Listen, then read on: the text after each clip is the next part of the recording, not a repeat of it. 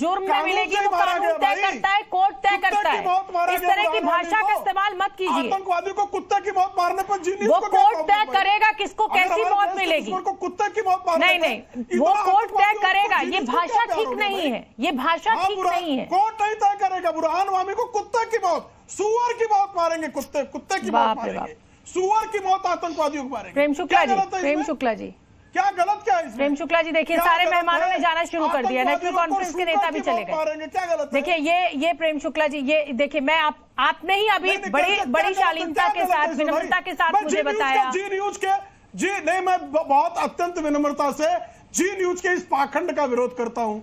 कौन से पाखंड, किस पाखंड का विरोध कर रहे हैं? क्या पाखंड कर रहा है जी न्यूज? कुत्ते की बहुत आप नहीं, ये भाषा खराब है, ये भाषा खराब है। क्या गलत भाषा है? ये भाषा खराब है। ये जो भी मुहावरा है, ये बहुत ही मारा जाएगा। आतंकवादी को कुत्ते की मौत ही मारा जाएगा। आतंकवादी को कुत्ते की मौत ही मारा जाएगा। क्या गलत भाषा है?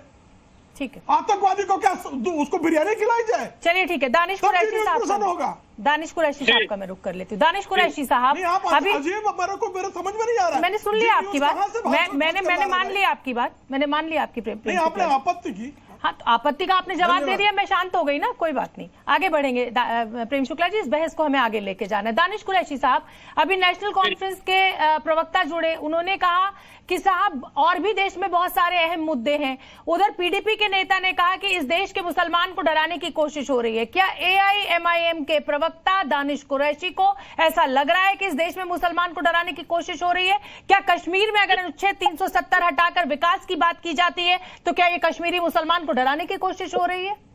बिल्कुल डराने की कोशिश हो रही है। कैसे हो रही है? सुनिए शोभना जी, सुनिए।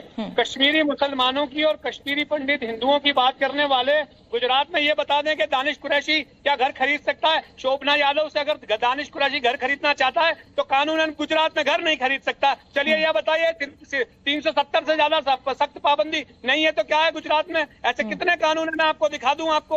तो सवाल यही है कि जब भारतीय जनता पार्टी सत्ता में है वो इस तरह के, अभी देखिए, अभी तो इतनी शालीनता से मुझे ये बता रहे थे कि महिला के साथ किस तरह से व्यवहार किया जाता है, और फिर वो खुद भूल गए कि शोभना यादव भी तो एक महिला हैं। अगर जी से हैं वो तो उनका मान सम्मान तो बनाए रखना चाहिए। तो नहीं, उन्होंने मेरा कोई अपमान नहीं किया।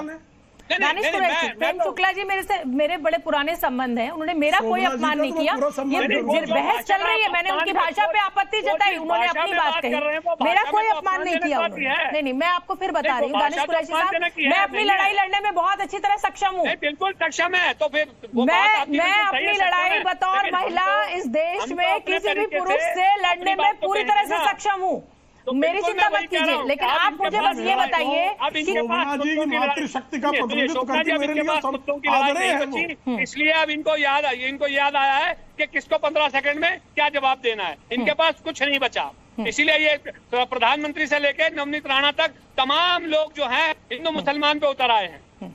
वाजपेयी जी, आपने दानिश कुरैशी को सुन लिया, जवाब दीजिए। आपके पास मुद्दे नहीं है? नहीं, हमारे पास तो 10 सालों में जितने इस सरकार ने काम किए हैं और इस सरकार ने जो काम किए हैं उतना ही फायदा मुस्लिम को पहुंचाया है जितना हिंदू को गया है या ईसाई को गया है या पारसी को गया है। सारे सरकार जब काम करती है तो उसके लिए सब बराबर होते हैं संविधान के हिसाब से। और इस सरकार का तो स्लोगन है सबका साथ, सबका विकास और सबका प्रयास। ये उसी का नतीजा है कि जम्मू कश्मीर में आज शांति स्थापित हुई है। आपने सही एग्जांपल दिया, G20 का समिट वहां कराते हैं तो इनको उस पर ऐतराज है क्या? देखिए, ये लोग तो कहा करते थे कि 370 हटाएंगे तो खून की नदियां बहेंगी।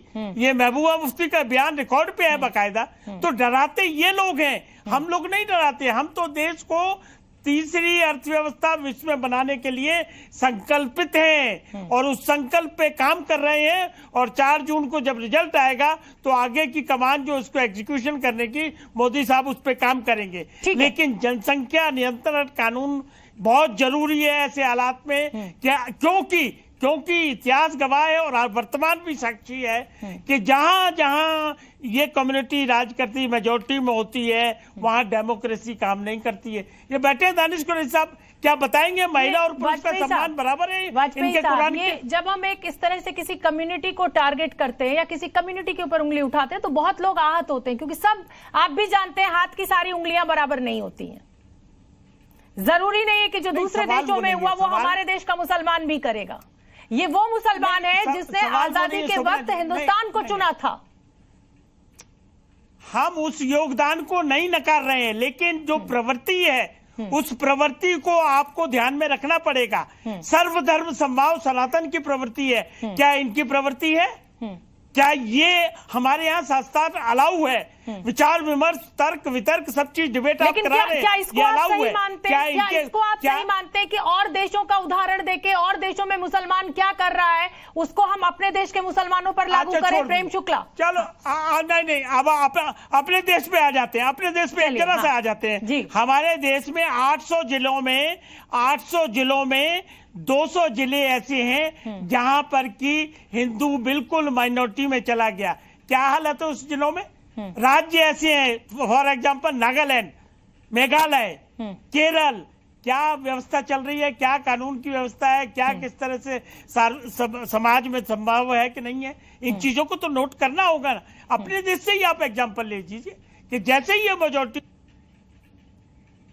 हम लोगों पर ये सोचना पड़ेगा आपको, इसको ध्यान हम नकार नहीं सकते हैं। और प्रेम शुक्ला जी, गंभीर आरोप आपके ऊपर दानिश कुरैशी ने लगाए, तमाम जो मुस्लिम नेता जोड़े थे उन्होंने लगाए और फिर वो सब छोड़ के भी चले गए पैनल। नाराजगी उन्होंने अपनी इस तरह से पैनल छोड़कर जाहिर की। क्या दुनिया के दूसरे मुसलमानों का उदाहरण देकर, पाकिस्तान की बात कर क्या हम अपने देश की एक इतनी बड़ी आबादी को अपने से अलग कर सकते हैं? क्या ये जो गंगा जमुनी तहजीब है, ये जो ताना बाना है हमारे समाज का, क्या आपको नहीं लग रहा है इस तरह की राजनीति से ये बिगड़ेगा, माहौल खराब होगा?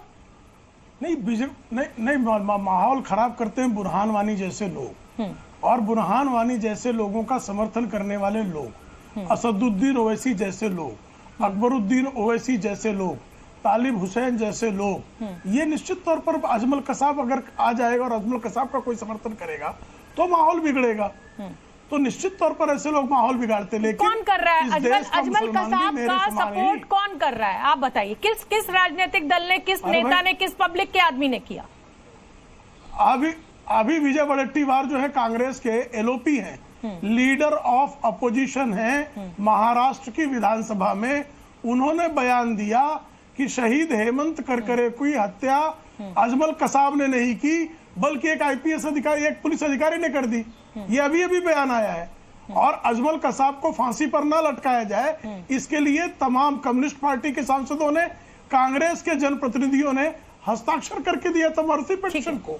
और याकूब मेमन की शव यात्रा में एमआईएम के लोग, जिस याकूब मेमन ने मुंबई के 250 से अधिक निर्दोषों की हत्या का षड्यंत्र रचा, जिसको मृत्युदंड देने का काम जो है सुप्रीम कोर्ट ने किया, इस देश की जो है विधायिका, इस देश की कार्यपालिका ने जिसके मर्सी पिटीशन को ठुकराया, उसके शव यात्रा में जो है अल्लाह अकबर का नारा लगाते हुए लोग निकले। और जब उद्धव ठाकरे की सरकार बनी तो वहां उसकी जो है कब्र को पक्का करके जो है उसको मजार बनाने का प्रयास किया गया। ये सब हमने तस्वीरें दिखाई थी, ग्रेनाइट लगाया गया था उसमें साइड में। मैं अब कामरान मलिक साहब, वरिष्ठ वकील है, मेरे साथ जुड़ रहे हैं। कामरान साहब, आप मेरे साथ थोड़ा सा देर में इस डिबेट में जुड़े हैं, तो अब तक क्या हुआ है वो मैं आपको छोटा सा बता देती हूँ।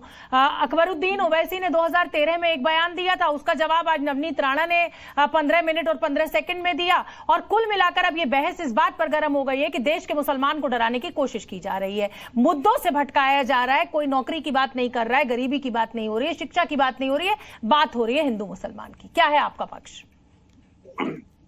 देखिए, अकबर ओवैसी हो या आपके जो कहते हैं एमआईएम के जो प्रवक्ता हैं, कोई भी हो, वो जो कहते हैं मुसलमानों के साथ में सही नहीं कर रहा है। मुसलमानों को डराते हैं वो लोग, और वो जो है उनके वक्त जो है गैर जिम्मेदाराना जो है बयान आते रहते हैं। और मुसलमान जो है अपने आप में सक्षम कौम है और वो डरने वाली नहीं है, वो किसी से डरती नहीं है और वो आगे बढ़ रही है। अभी कुछ दिनों पहले IAS IPS के रिजल्ट आए हैं, उसमें जो कहते हैं मुसलमानों ने जो कहते हैं की तादाद बढ़ी है और दूसरी जगहों पर भी मुसलमान तरक्की कर रहे हैं। और हम लोग जो है, मुसलमान लोग जो हैं वो ये जो क्षेत्रीय पार्टियां हैं जो कम्युनल लोगों को जो है प्रमोट करती हैं, इन पर डिपेंडेंट नहीं है और मुसलमान जो है बहुत तरक्की कर रहा है और आगे भी करता रहेगा। तो आप इस बात को मान रहे हैं कि मुसलमान इस देश का सशक्त है, मजबूत है, कोई भी राजनीतिक दल आपको ना डराता है ना आप डरते हैं, यही कह रहे हैं आप? ऑब्वियस है, मेरे सर्किल में तो जितने लोग हैं वो किसी से डरते नहीं है। हम जो है कांग्रेस पार्टी को भी जो है सीना तान के जवाब देते हैं। हम जो है बीजेपी को भी अगर कोई उनकी गलत बात होती है तो जवाब देते हैं। और हमारे ऊपर जो है कहते हैं हम जिस राह पर चल रहे हैं, हमारे जिस प्रोफेशन में है, कोई बाधा नहीं आ रही है। हम जो है कहते हैं तरक्की कर रहे हैं, हमारे साथ के सारे लोग तरक्की कर रहे हैं। मेरे नजर में जितने लोग मुसलमान हैं, अलीगढ़ यूनिवर्सिटी के स्टूडेंट्स हैं, वो जो है बहुत अच्छे जो है कंपटीशन जो है में अपना बेड़ा पार कर रहे हैं।